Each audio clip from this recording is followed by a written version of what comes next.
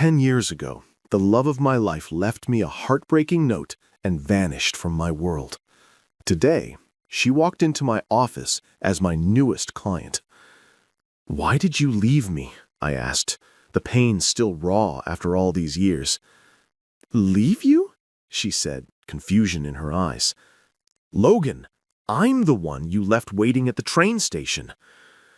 That's when I realized everything I thought I knew about our ending was a lie. Before we dive into this incredible story, I'd love to know, what's your favorite romantic movie? Drop it in the comments below, and be sure to subscribe for more amazing stories every day. Now, let me take you back to the moment my past collided with my present.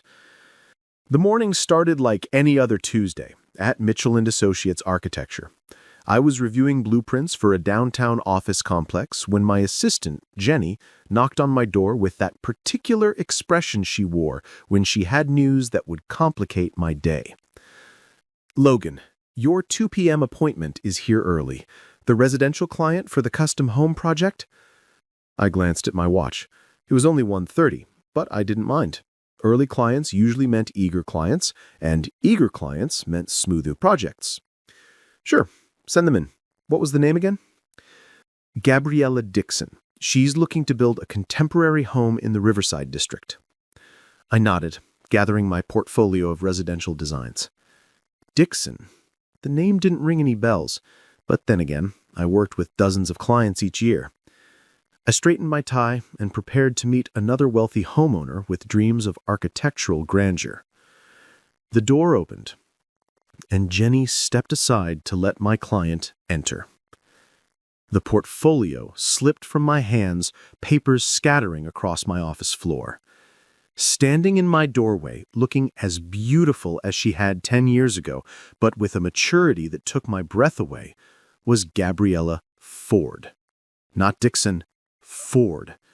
The woman who had been my everything during our senior year of college, the woman who had broken my heart so completely that I'd spent the next decade building walls around it. "Hello, Logan," she said quietly, her voice carrying the same gentle warmth I remembered, though now it was tinged with something I couldn't quite identify. Nervousness? Sadness? Regret? "Gabriella." Her name came out as barely a whisper. What are you doing here?" "I need an architect," she said, stepping into my office with the same graceful confidence she had always possessed.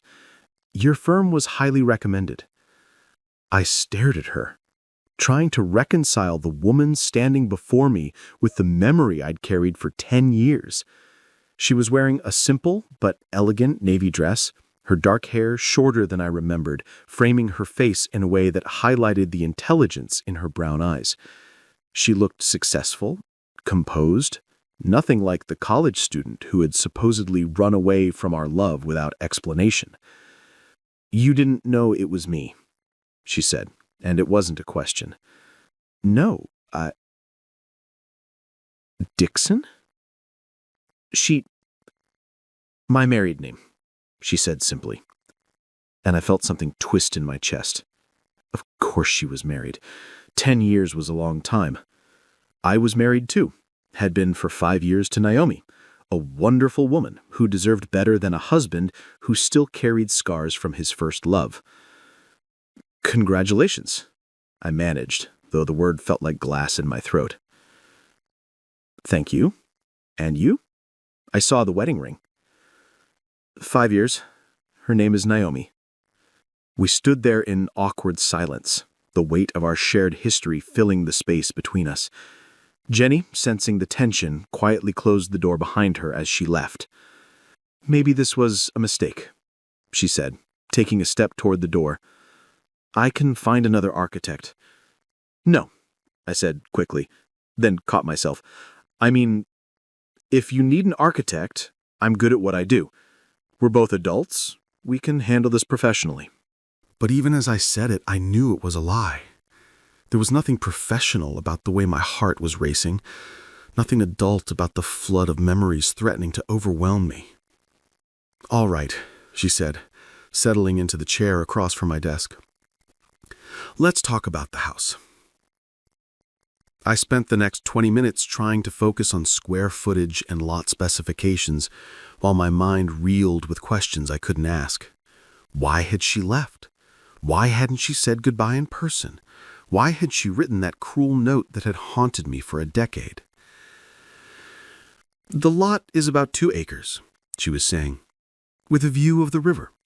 I want something modern but warm, lots of natural light, a place where—" She paused, her voice catching slightly. "A place where a family could be happy." "Family?" I asked, then immediately regretted the personal question. "My husband and I are trying to have children," she said, but there was something in her tone that suggested it wasn't a simple topic. "That's wonderful," I said, though wonderful was the last thing it felt like. "Logan," she said suddenly, her professional facade cracking, "I have to ask, why did you never respond to my letter?" I stared at her in confusion. "What letter?" "The letter I left for you, the one asking you to meet me at the train station if you wanted to be with me." "Gabriella, what are you talking about? You left me a letter saying you were leaving town and didn't want to see me anymore. You said our relationship had been a mistake." The color drained from her face. "That's not—" "Logan, I never wrote anything like that. I would never have said our relationship was a mistake." "But you did. I still have the letter. You said you were going back to California and that it was better if we made a clean break." "I never went to California," she said, her voice rising with emotion. "I waited at Union Station for 4 hours, Logan. 4 hours hoping you would come, hoping you loved me enough to fight for us." "That's impossible. The letter?" "What letter? Show me this letter." I opened my mouth to respond, then closed it. The letter was at home in a box of college memories I'd shoved into the back of my closet. I'd read it so many times in those first months that I'd memorized every painful word. "I don't have it with me, but I know what it said." "And I know what my letters said," Gabriella replied, her eyes flashing with the same fire I remembered from college debates. "I asked you to meet me at the station at 6 p.m. if you wanted to build a life together.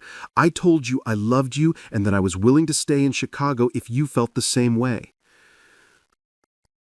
"But that's not—" "Gabriella, you left. You disappeared. I went to your apartment the next day and you were gone. Because I was heartbroken. Because the man I loved didn't show up when I needed him most." We stared at each other across my desk, both of us breathing hard, both of us clearly shaken by this revelation.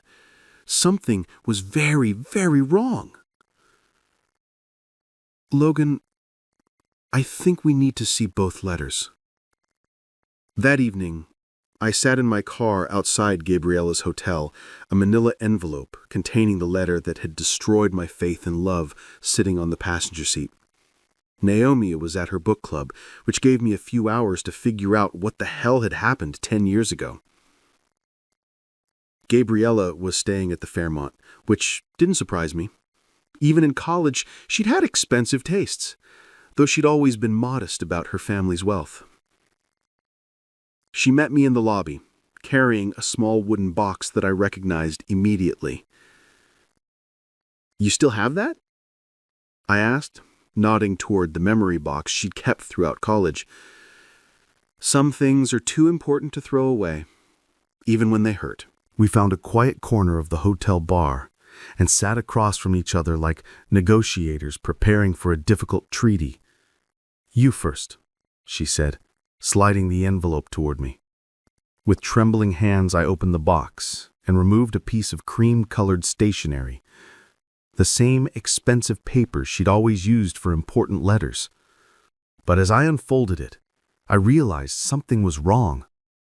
The handwriting was Gabriella's, but the words— "Logan," I read aloud. I've been thinking about our conversation last night, and I realize I need to be honest with you. I've decided to go back to California after graduation. My father has offered me a position at his company, and I think it's the right move for my career. I know this might come as a surprise, but I think it's better if we make a clean break now, rather than try to maintain a long-distance relationship. What we had was beautiful, but a mistake. We're both young and have our whole lives ahead of us. Please, don't contact me anymore. I want to move on. I hope you understand. I wish you all the best. Love, Gabriella. I looked up at her, expecting to see guilt or recognition, but instead I saw shock and confusion. Logan, I never wrote that letter. But it's your handwriting. Look closer, she said, leaning forward. Really look at it. I studied the letter more carefully and slowly began to notice things that seemed off. The G in my name was formed differently than Gabriella usually wrote it. The signature was close, but not quite right. And the tone. Gabriella had never been formal with me, never called me by my full name in letters. This isn't your handwriting, I said slowly. No, it's not. It's close, but it's not mine. She reached into her box and pulled out a folded piece of paper. This is what I actually wrote. I kept one of the sketches, you know me. She was always a perfectionist and wrote the same letter several times to deliver the best and most beautiful one. She handed me the letter, and I immediately recognized her true handwriting, the flowing script I'd seen on hundreds of notes and cards throughout our relationship. My dearest Logie, I know we've been talking about what happens after graduation, and I want you to know that I'm willing to stay in Chicago if you want to build a life together.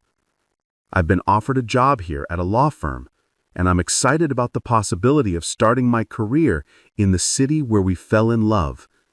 But I need to know that you feel the same way. If you love me the way I love you, meet me at Union Station tonight at 6 p.m. We can catch the 7:30 train to anywhere, or we can go home together and start planning our future. If you don't come, I'll understand that you're not ready for that kind of commitment, and I'll respect your decision. But I hope you'll come, because I can't imagine my life without you in it. All my love, always, Gabriella. I read the letter 3 times, each reading making my heart break a little more. This was the woman I'd fallen in love with, hopeful, romantic, willing to take risks for love. This was nothing like the cold, practical letter I'd received. Someone switched our letters, I said, the realization hitting me like a physical blow. But who and why? I thought back to that day 10 years ago, trying to remember every detail. I'd been living in a shared apartment near campus with my roommate Roderick. Gabriella had been staying in the dorms, but she'd often come over to study or spend time together. Roderick, I said. Your roommate? But why would he— He was in love with you, I said, the pieces falling into place. He never said anything directly, but I could tell. He was always finding excuses to be around when you were over, always asking about our relationship.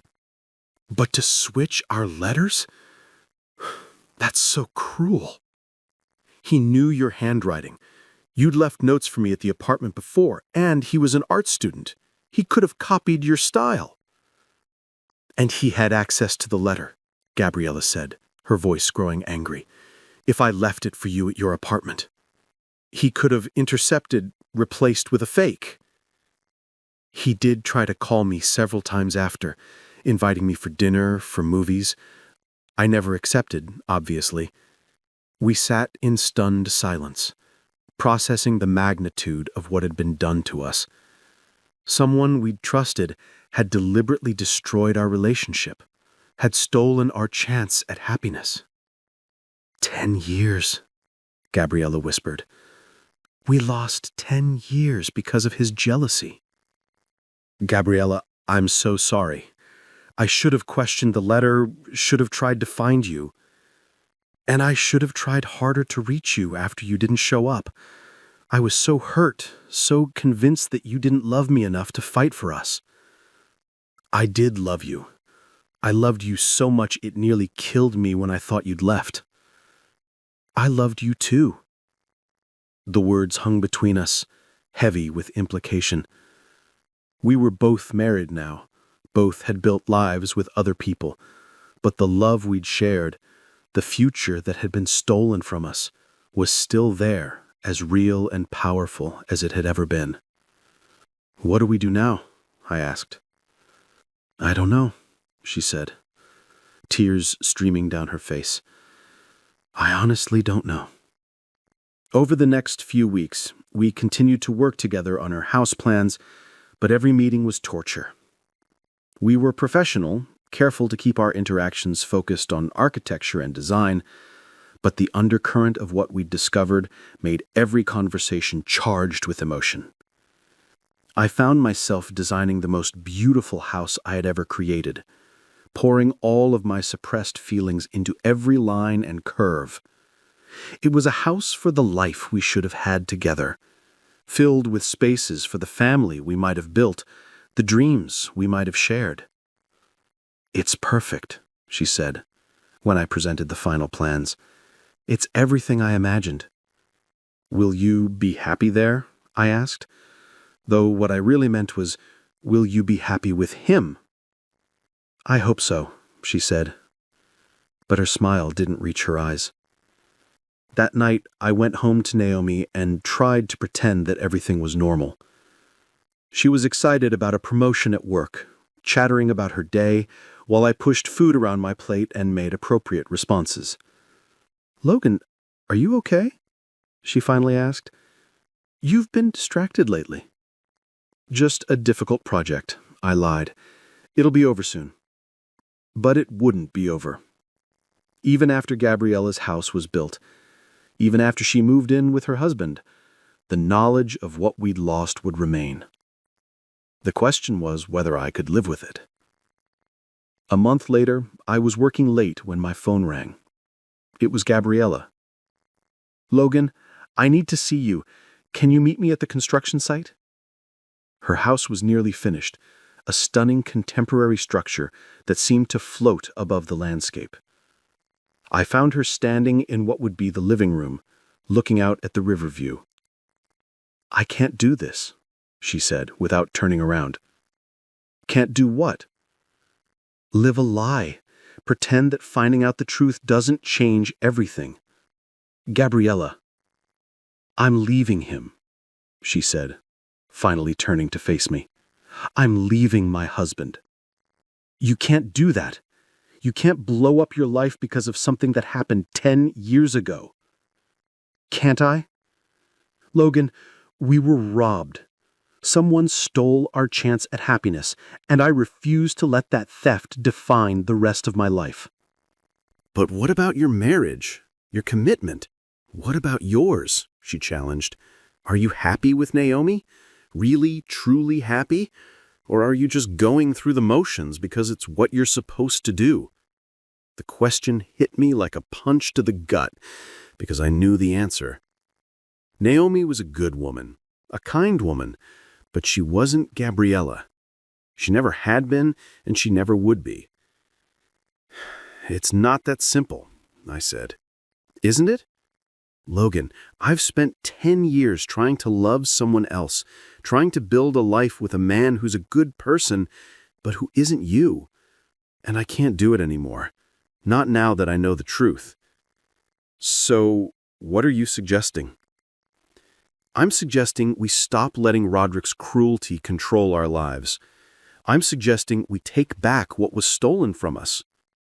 And hurt two innocent people in the process? They're already being hurt, she said quietly. Every day that we stay in marriages where we're not fully present, where we're holding back part of ourselves, we're hurting them. Don't you think Naomi deserves someone who loves her completely? Don't you think my husband deserves the same? I wanted to argue with her, wanted to find a reason why she was wrong. But deep down, I knew she was right. Naomi did deserve better than a husband who was still in love with someone else, and Gabriella's husband deserved a wife who could give her her whole heart. "What about children?" I asked. "You said you were trying to start a family." "We've been trying for 3 years," she said, her voice breaking. 3 years of fertility treatments and disappointment and pretending that having a baby will fix what's broken between us. But you can't build a family on a foundation of settling for second best." "Gabriella, I know it's selfish. I know it's going to hurt people. But Logan, we're 32 years old. If we don't fight for our happiness now, when will we? When we're 40, 50? When it's too late to have the family we dreamed about?"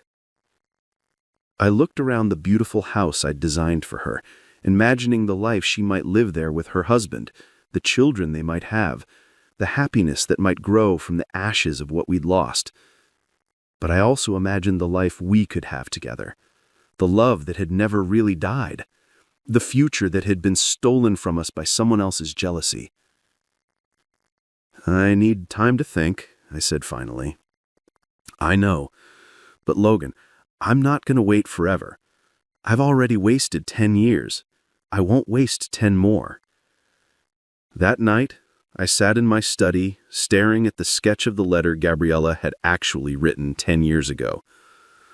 The letter that had asked me to meet her at the train station, to choose love over fear, to build a life together. I thought about the man I'd been then. Young, idealistic, ready to take on the world with the woman I loved by my side. What had happened to that man? When had I become someone who chose safety over passion, obligation over love? Naomi found me there at 2 a.m., still holding the letter. "Logan, what's that?" I looked up at my wife. Kind, patient Naomi, who had never asked for anything more than my love, and had never received it completely. "Naomi, we need to talk." The conversation that followed was one of the most difficult of my life. I told her about Gabriella, about the letters, about the love I'd never been able to let go of.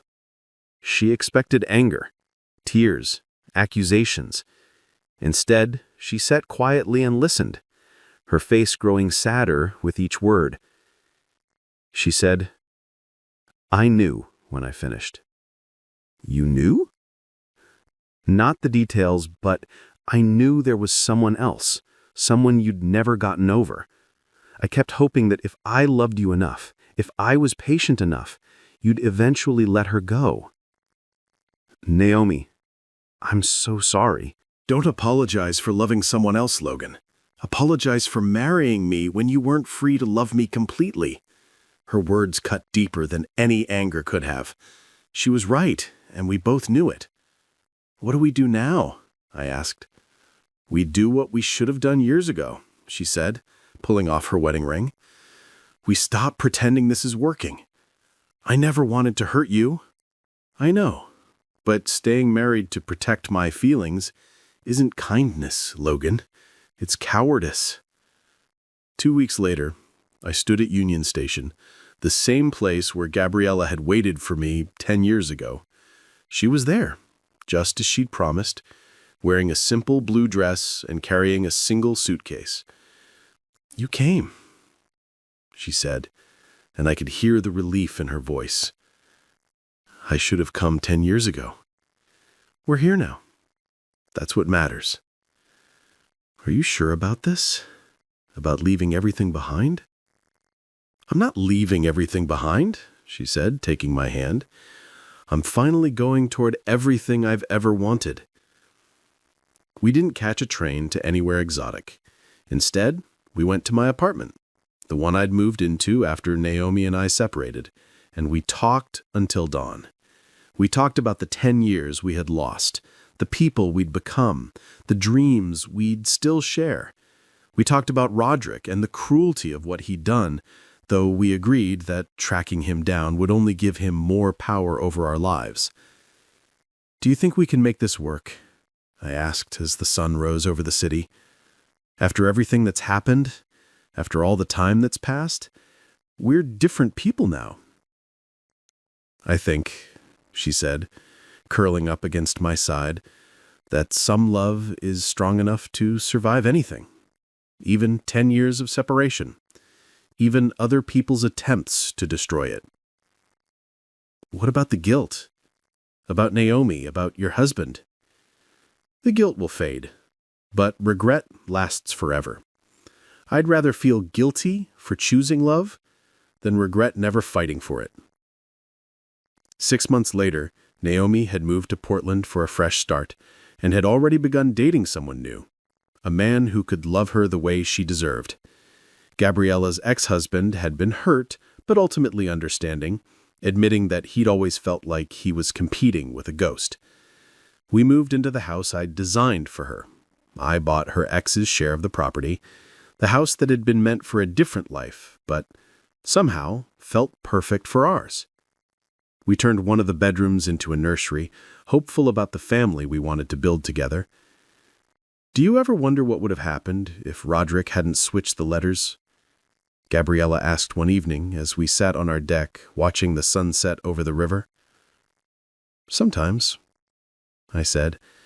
"But then I think about who we are now, what we've learned, how we've grown.